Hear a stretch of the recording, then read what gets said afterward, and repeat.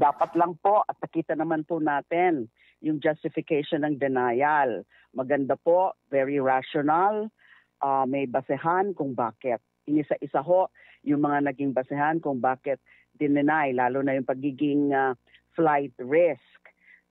Dahil nga mismo yung mga statements, mga public pronouncements, statements ng kanyang pamilya, lalo na again si Vice President. Yan ang problema kay Vice President. You know, yung, sorry to say this, yung kanyang arrogance.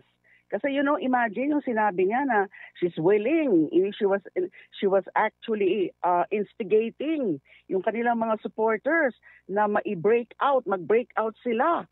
Naku, hindi ho yan uubra sa mga international tribunals like ICC.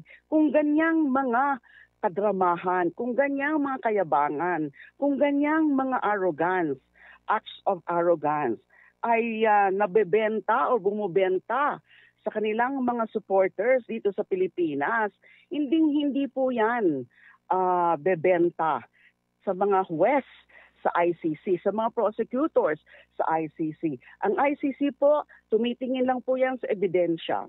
Ang ICC po, tumitingin lang po yan sa batas. Ano yung batas? What is the governing law sa mga proceedings before the court, before the ICC? It's the Rome Statute. Now, the former president has been accused of a very grave crime, and that is crimes against humanity. May mga ebidensya, malalakas na mga ebidensya. Hindi ho basta-basta pumapayag ang ICC na that pending the case, pending the proceedings, ay nagbibigay ng interim release. Kung sa atin ay yung parang bail, di ba? Yung interim release. Dahil nga, tinitingnan lahat. Wini-weigh nila lahat ng mga rason. Wini-weigh nila yung mga circumstances. Yung flight risk, lalo na. Tapos, yun na nga, ano yung magiging epekto? Yung sa mga biktima, sa mga pamilya ng mga biktima. Tsaka, the former president and his camp still have the capacity to pressure yung mga witnesses and prospective witnesses. Nandyan pa rin yung kapangyarihan nila dito sa Pilipinas.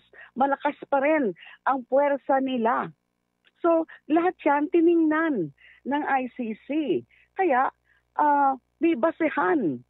And kaya nga, nung pag-issue pa lang, nung resolution, nung Senado, yung majority vote ng Senado, seeking for the house arrest of the former president on the ground of supposed humanitarian assistance, ay para sa akin mali na talaga yon.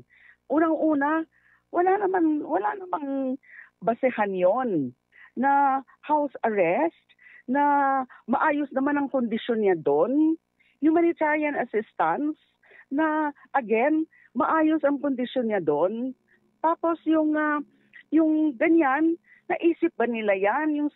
Di ba nila na-consider yung mga libo-libong mga biktima na hindi man lang nila silang alang yung mga karapatan nila, na basta na lang mga pinatay without a due process.